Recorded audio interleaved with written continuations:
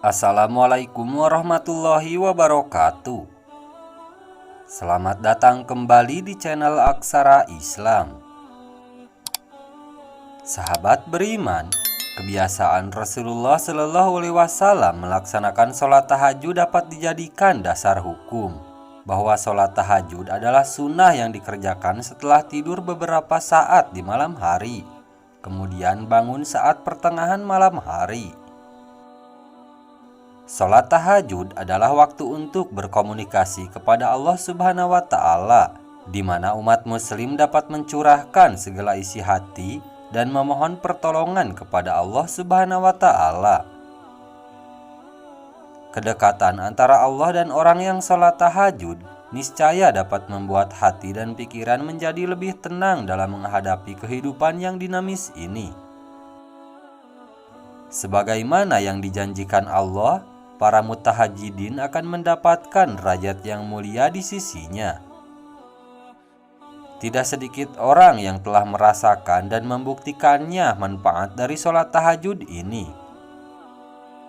Kehidupan mereka menjadi lebih baik, tentram, selalu memperoleh jalan keluar dan kemudahan dalam setiap permasalahan. Bahkan mendapatkan keajaiban-keajaiban tertentu yang sulit ditangkap dengan nalar biasa. Pengetahuan akan keutamaan tahajud telah mengantarkan para pemiliknya senantiasa mendirikan sholat yang biasa disebut Qiyamul Lail ini seperti seorang pecandu. Seperti halnya Rasulullah Shallallahu Alaihi Wasallam yang tidak pernah meninggalkan sholat tahajud dalam kondisi dan situasi apapun. Kemudian, sekian banyak kisah para pecandu ini telah menjadi suri tauladan dan tempat pembelajaran bagi yang lainnya. Bahkan, sebagian dari kita telah berkonsultasi kepada pecandu tahajud karena didera masalah berat. Lalu solusi yang diberikannya ternyata hanya dengan mendirikan sholat tahajud ini.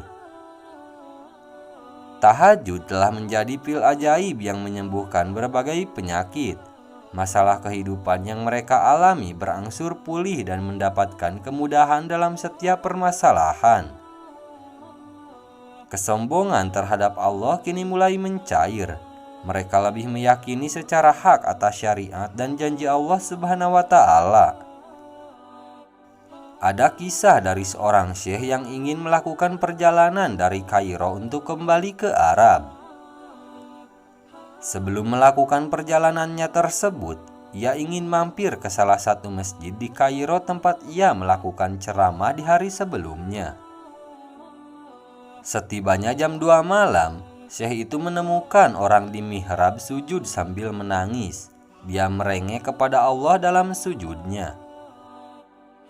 Sampai syekh ini berkata, "Ya Allah, kabulkanlah permintaan orang ini," walaupun dia belum mengetahui apa yang diminta oleh orang tersebut.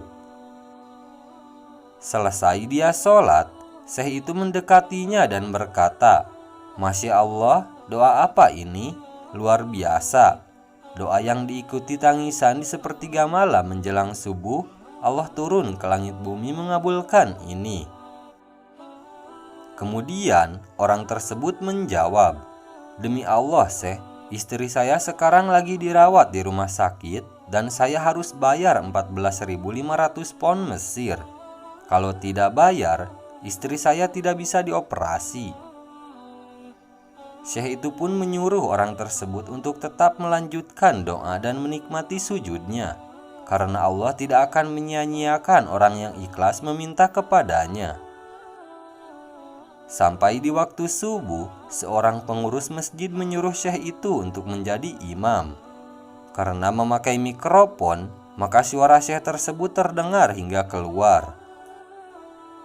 Kemudian, ada seorang pengusaha Mesir yang apartemennya dekat dengan masjid dan dia suka mengikuti ceramahnya syekh ini. Keluarlah si pengusaha ini untuk sholat berjamaah di masjid. Begitu selesai sholat, dia bilang, "Syekh, ahlan wa sahlan di Mesir. Saya salah satu penggemar Anda."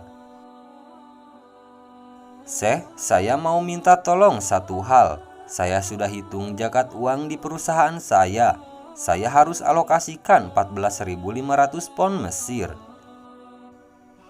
Syekh pun menangis mendengar itu. Kemudian Syekh itu mencari dan memanggil orang yang menangis di sepertiga malam.